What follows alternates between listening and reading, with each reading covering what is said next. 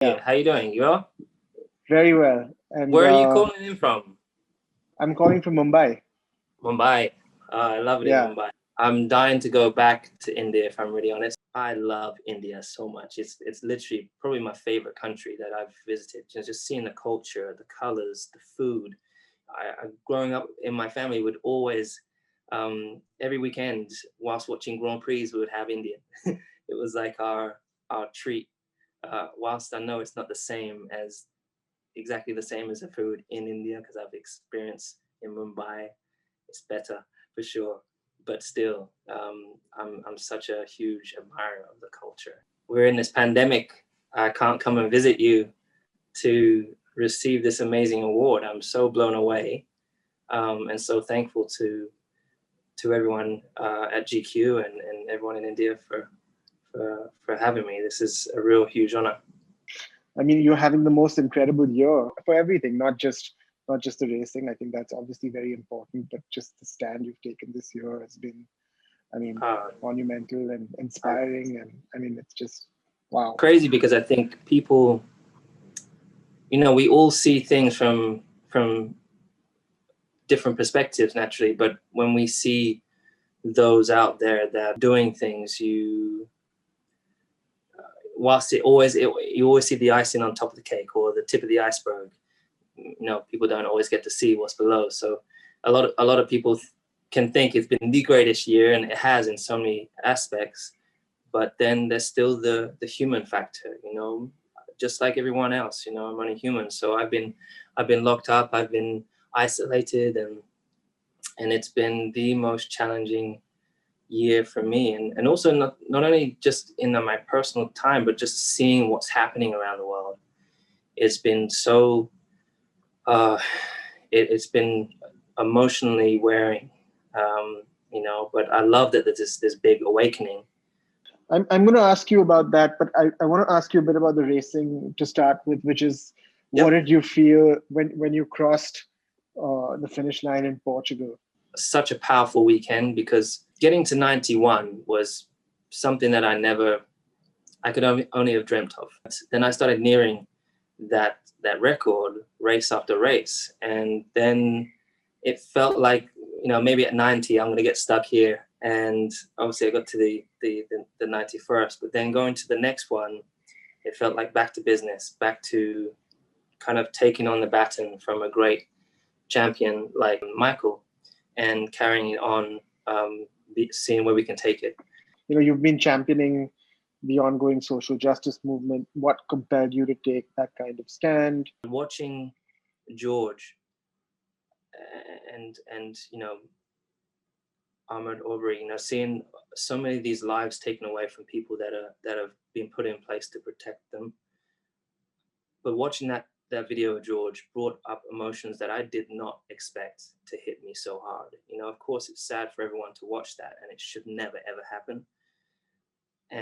But for me, it brought up all this emotion that I clearly suppressed growing up. I suppressed it and put it into my work ethic and didn't deal with it. Then I look at my niece and nephew and I'm like, geez, my niece and nephew are biracial, and like I don't want these kids to experience what I've experienced growing up. And there's so many out there that are experiencing some form of discrimination or racism. So it's like, I've got to speak up. I cannot stay quiet. I'm just thinking of all those that feel that they might not have a voice, want to encourage them that they do have a voice, that they should not stay silent. If you see discrimination happening, say something, don't stay silent, because I've been around people who have stayed quiet, and it's really not nice. And so it comes from the heart, comes from deep down, and I hope that I've encouraged, even if it's just one person, to speak out or to think more positively, or think about what they're saying, or read about the scenario and the world that we're living in, and that there are people struggling. So maybe you can have more empathy towards people like minorities. You put up an Instagram post about your dad. At times like this, we're going through a pandemic. We're all looking inwards. People have been forced to understand the people who are most important to them. Can you talk about the importance of fatherhood, family? Absolutely. In the karting days, we arrived together and sat by the heater of the car, and or the gas heater at the back of the trailer, and we went through all the different kinds of weather together, and the ups and downs, and we did it as a family. My dad gave up every bit of money he had. He could have gone out and bought nice new cars, or gone out on nice holidays, or bought new clothes, whatever it may be, new hi-fi, whatever. But instead, he put absolutely every penny into getting me to the race weekend and having multiple jobs, which could only have been miserable.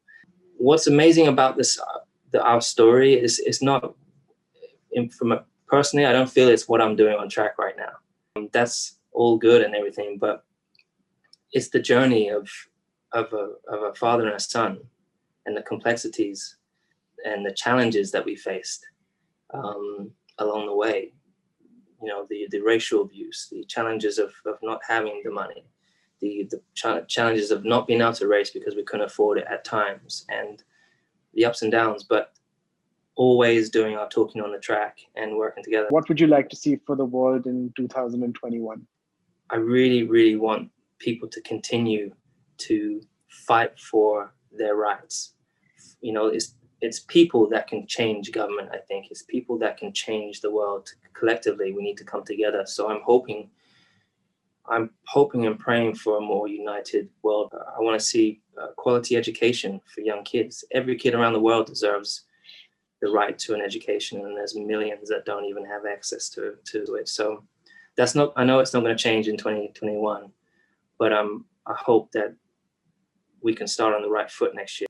I really hope that we can make, and it's going to take all of us coming together. It's going to be all of us holding ourselves accountable, thinking about other people, wearing our masks, particularly during this period of time, and using our voices.